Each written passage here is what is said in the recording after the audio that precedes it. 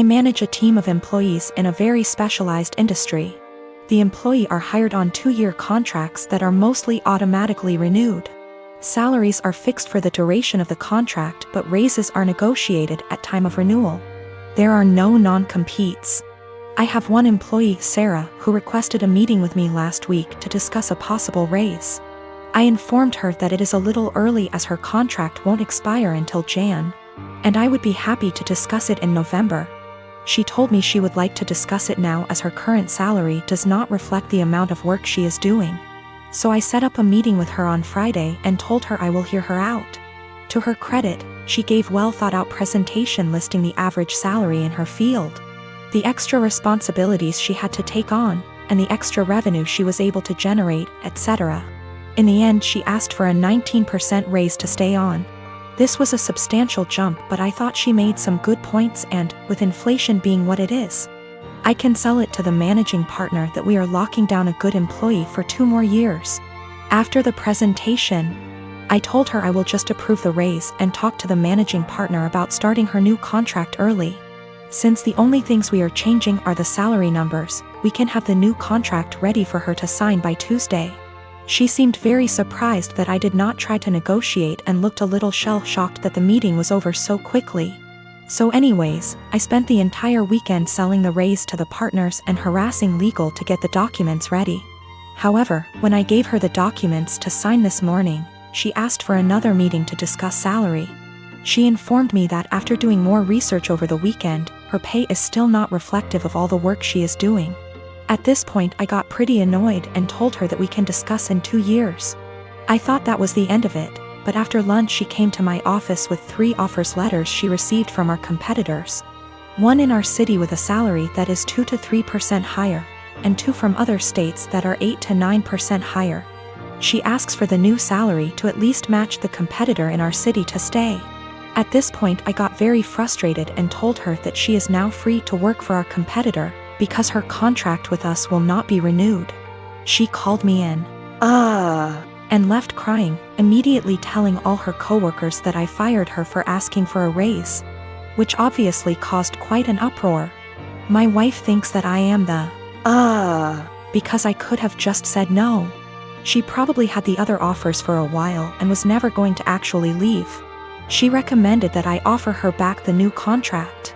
Anyways, I am contemplating going back to the office tomorrow and offering Sarah her new contract again.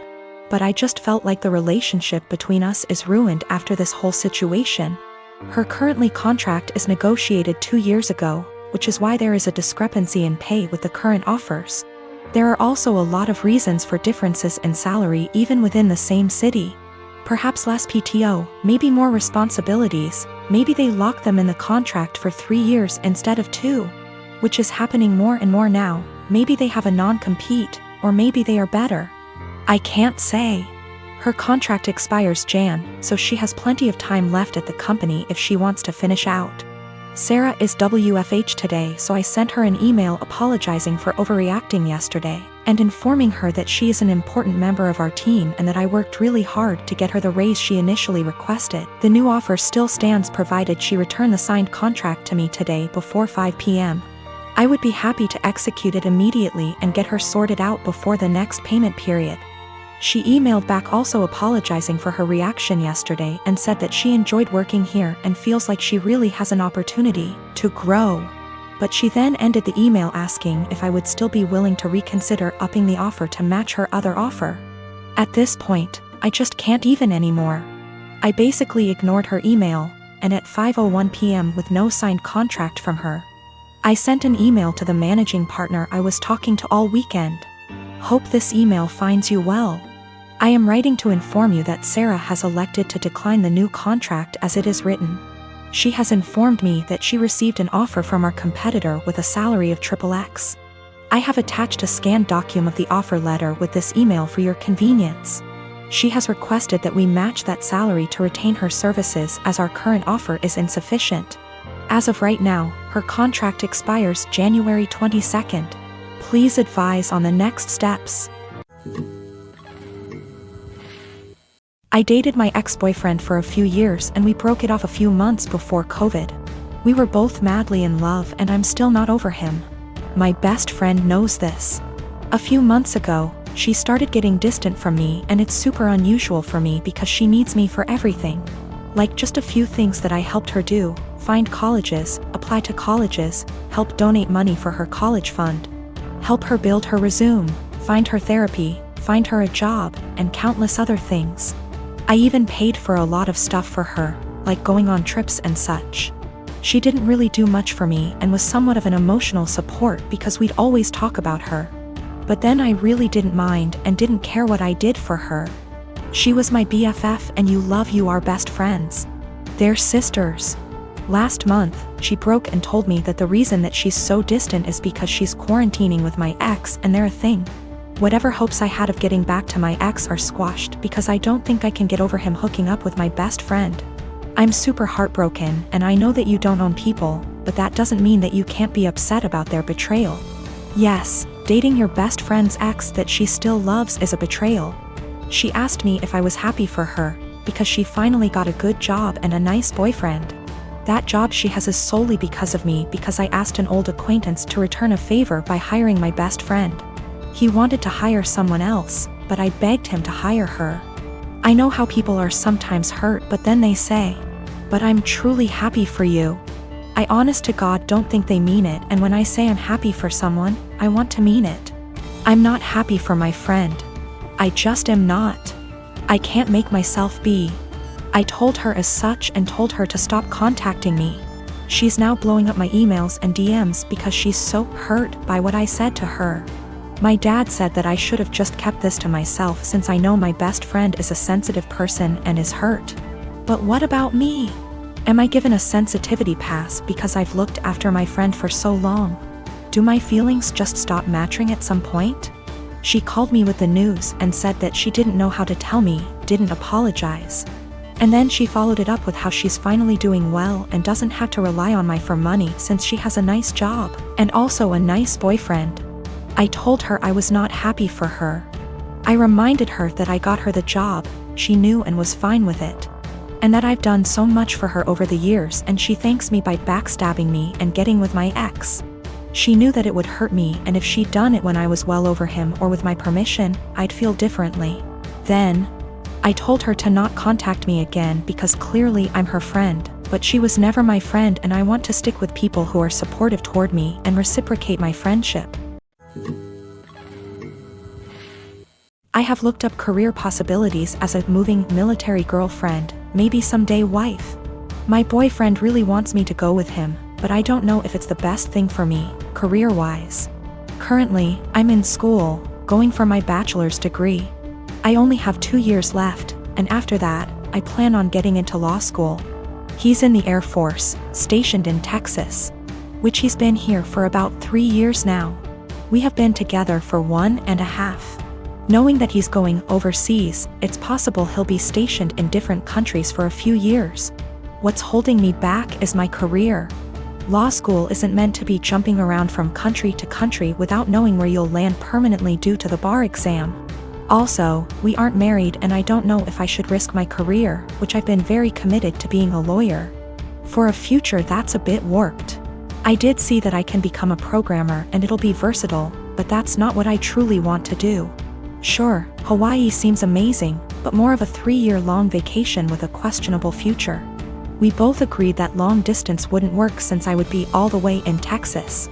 Is it bad that I want to go but don't want to risk it all just to be put in a bad situation of misery? Also, if I do go, I'd have to transfer schools and go to school in Hawaii. That's already a very high tuition that has to be paid by FAFSA and student loans. Quite frankly, I'm also afraid that I won't be able to sustain myself separately from my boyfriend's income. I like to feel independent and know that I can fend for myself. Maybe that's a pride issue? I don't know, but I do know it's a high standard of living.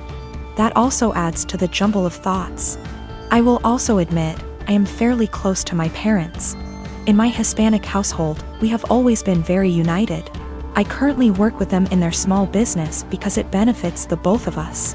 I can go to school with a flexible schedule and still make good income, and they have a stable employee. That's something my boyfriend never really knew growing up. He's a Kansas boy, from a small town, with parents who split up when he was little. I feel like he doesn't understand how hard it'll hit my parents and I, being far away for 3 years. It also bothers them a bit that I'm not married but willing to leave not knowing what'll happen in the relationship. My husband just got promoted to shift manager 3 weeks ago. This meant that his 10 a.m. to 6 p.m. shift has now been switched 4 a.m. to noon. He isn't a morning person at all, so most mornings he will start huffing and puffing as soon as his alarm goes off, and he will instantly turn on our light and very loudly start looking for his work clothes. Have asked him several times to put clothes out the night before and he has yet to do so. I have also asked him to not turn the light on or be super loud. After all, when I worked at 5 a.m. I made sure to be respectful of him sleeping. So yesterday morning when he got up at 3 a.m. and flipped on the light, I grabbed my stuff and went to the guest room. He came in and asked what I was doing. I told him that since he didn't respect me sleeping at all, that I would be staying in the guest room from now on. He made a comment about the light will only be on for 5 freaking minutes. Which is not true. He turns the light on, finds himself clothes and then goes to take a shower without turning the light off. If I turn the light off, he will come back into the room after the shower and turn it on again to grab his socks and put on his shoes. Which also pisses me off because shoes stay in the kitchen by the door and there's no reason he can't put them on at the table. Anyways, instead of understanding, he just got angry. Mainly because he is not a morning person and he doesn't like dealing with anything in the AM. So, while he was at work yesterday, I moved all my stuff into the guest room. Last night he practically begged me to sleep in the bedroom and promised to let me sleep. Well, this morning he flips on the light again, so I sit up and I'm like, are you kidding me right now? And he says, I'm being quiet. As if that was the only issue. So I went into the guest room and locked the door. I told him I was staying in here from now on despite his efforts to sway me. He thinks I'm overreacting. I work 4 p.m. to midnight. And cute little tidbit, I'm the breadwinner. I make nearly $5 more on my hourly wage.